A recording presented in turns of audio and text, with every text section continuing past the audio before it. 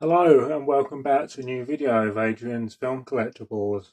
Well, for this video, it's a bit of a mixture. I have Lauren Hardy and Charlie Chaplin to show, as it's mainly for the Lauren Hardy page, but there's also a mixture of other film and music subjects that I've just put all together. So I've been rearranging one of my rooms at home here and just changing it around, and it's a bit like a museum where you change stuff, you take stuff down and you put stuff up uh, to keep it interesting. So it's very similar to what I've been doing at the Lauren Hardy Museum, where I change stuff and try to keep it different.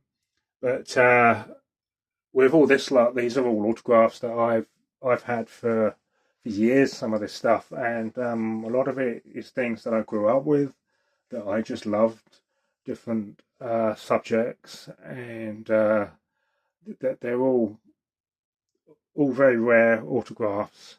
Um, but I'll start on this corner first.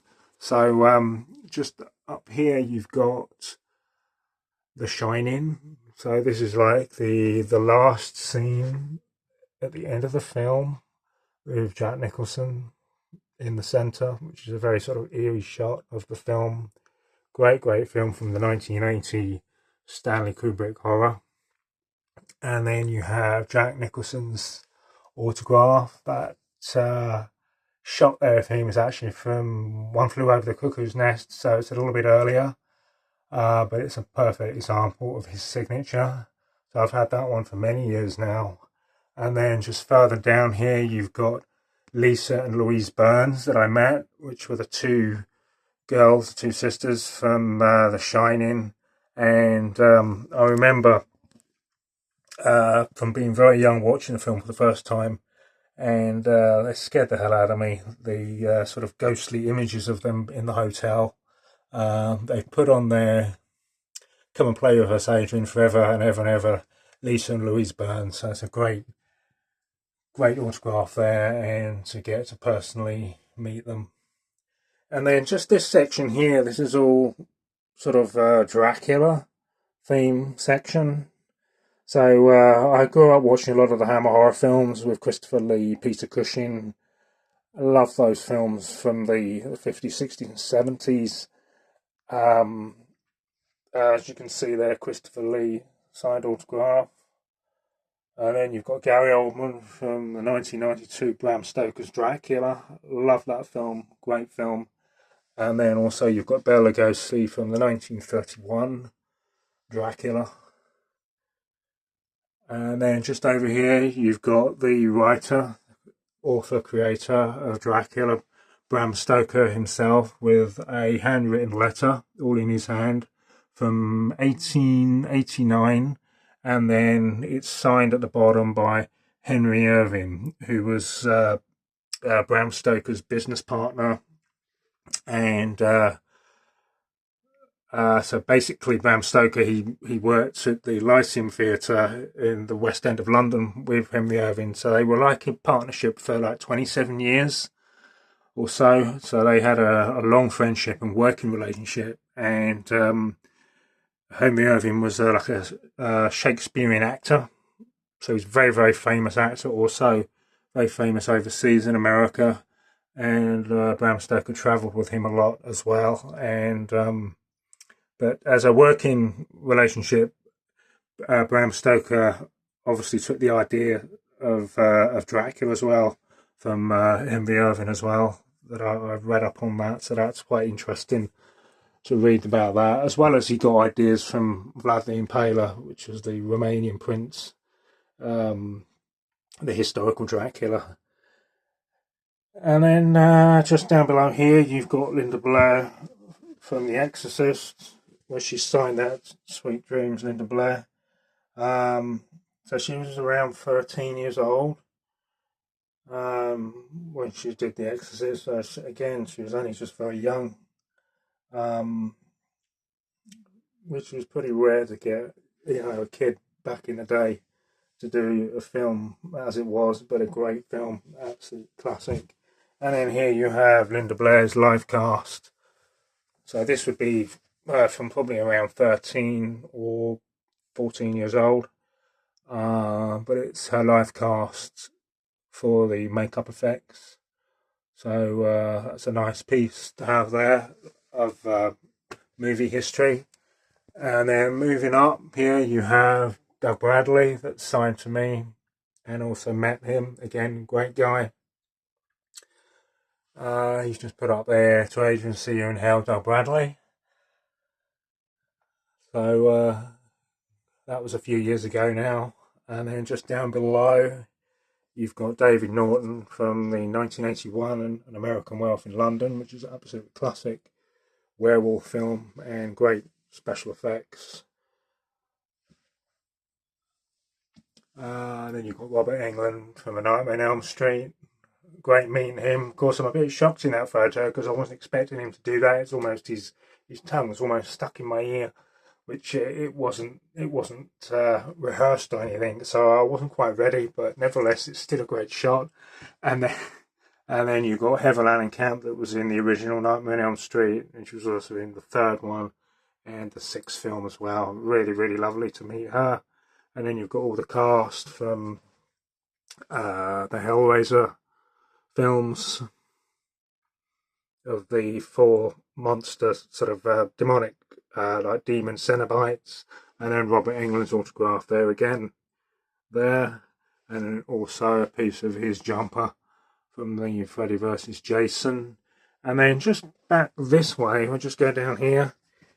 This is a really interesting piece. This is another live cast of Heather O'Rourke, who was only 12 years old, sadly, when she passed away. And this is a live cast for special effects scene for when she's meant to look old in one of the films. I can't remember if it's the second or the third film, but it's a very, very rare and unusual piece, and it's been signed by Kathleen O'Rourke, which is the mother. The tragic story behind Heather O'Rourke is basically she was diagnosed with like Crohn's disease, which was misdiagnosed as it was more of a bowel obstruction. So it was a bowel condition more, and she had suffering pains in her stomach, basically, and complained a lot of getting bad stomach pains. And then basically she had a heart attack, cardiac arrest, in the ambulance on the way to the hospital, and then they were able to discover what was actually wrong with her to do with the bowel obstruction, which caused sepsis, like septic shock. And the operation was successful, but then again later she had another cardiac arrest that sadly she passed away after about half an hour after trying to save her life. Really, really tragic story behind her her young short life of only 12 years old. But great performance in Poltergeist 2. I'm not a big fan of the third film, but the first two, absolutely brilliant films. And then just down below here, this is her homework, Heather O'Rourke's homework, with all her writing on there. And then just up in the corner, you can just see there, it's been signed O'Rourke Heather, 1987 on there, so that'd been like the year before she passed away. So this is actually more genuine or authentic item than photographs and things that I've seen of her supposedly signed, which I'm never too sure about. But if it's more original documents, as in homework, etc., then it's more authentic. And this piece came from Tammy O'Rourke, which was her sister. So again, another great piece of Hollywood history there. And then just over here, you've got Bruce Lee. He's signed that in both English and Chinese, so it's around 1970 with Dragon underneath. Very, very rare example of Bruce Lee to get hold of. And also another one there signed by Bruce Lee around 1966, time of the Green Hornet, when he did the Green Hornet series. And then also Brandon Lee at the time of his promotion of Rapid Fire. So we're now talking about Brandon Lee, Bruce Lee's son. This is from Brandon Lee's last film, from The Crow. So this is FX bullet wound display, which would have been used for him in the film. So it's nice to have another nice original Hollywood artifact from the film. And another autograph of Brandon Lee there again. That would be part of the promotion from Rapid Fire, which was his fourth film. And then that's me. That's a fair few years ago now. Around 2011, I think that was. That was when I went to Seattle, Bruce and Brandon Lee's graves. And then, of course, just more recently, a few years ago, I went back again, and it's all been redone and sort of patio with a nice metal fencing around it all. So they're both very, very well kept. But very, very sad to see that. And then, of course, over here you've got all your Laurel and Hardy autographs. So Laurel and Hardy autographs there, examples there. That'd be from autograph books. And then postcard signing stands right in there, where he's written about where they're going to make the film at OK. So that's dated around 1950. Another autograph example there that's been dedicated. And then also there again, another one, like postcard size one that's been dedicated. This is a theatre poster from their touring days. So the Empire Glasgow Theatre. Very, very rare to get an original theatre poster. That autograph example was probably one of the first ones I had. That came from a shop. That's not online or from any other sort of registered dealers or anything. There's actually a proper one, an original one that came from an antique shop with autographs, etc. So that was probably the first one I got.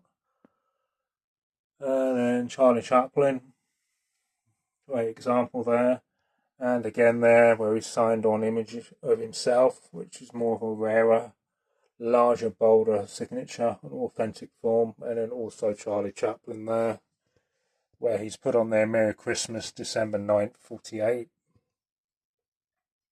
And then you've got Charlie Chase just down the bottom there. I have a lot more of the co-stars from the Laurel and Hardy films and Chaplin films, but which are in files, so I'm just able to get the ones that are framed up out, which is just really great to be able to see it all together. And then there's also that one there, another postcard of Stan with his signature. So he's put Dear Rita there, so and he's signed that uncle, and he's put Grandpa Jackie. So Jackie was someone that you knew back in the musical days before his time in America. So I'm guessing Rita must be the granddaughter. So it's like close family friends, whereas Stan just pronounced himself as uncle, which is a nice example there. And then you've got Abbott Costello. Grew up watching their films, just like Laurel and Hardy. Love their comedy.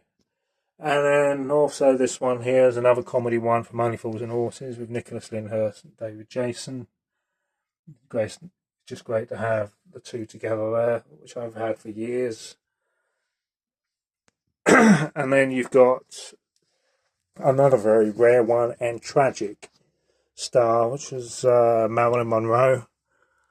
Very, very rare to get in sort of authentic form. This is 1959, signed with her full name to the New York Telephone Company, which is about right because she was always on the telephone, so sort of probably with the telephone bills going through the roof, so it kind of makes sense. And then there's two early shots of her there from her modelling days, probably around the mid-1940s.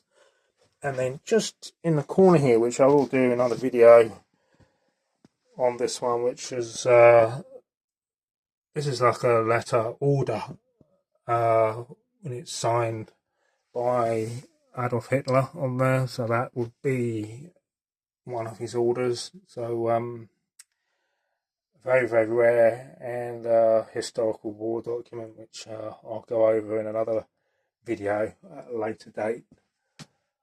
And then just over this way, you've got Queen, so you've got the whole band. So Roger Taylor, that he's put Queen there, and then Freddie Mercury, John Deacon and Brian May. This has all been signed to a Fiona. There's a lot of details about it that I've got with it. There's a letter and everything that Fiona's done, which she remembers watching them on stage. And she remembers very clearly that Freddie ripped his pants, carried on performing, but it was very, very funny at the time.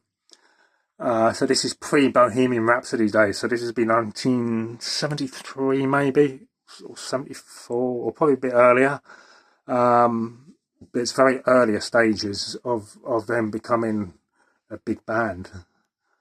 And then another band, Nirvana.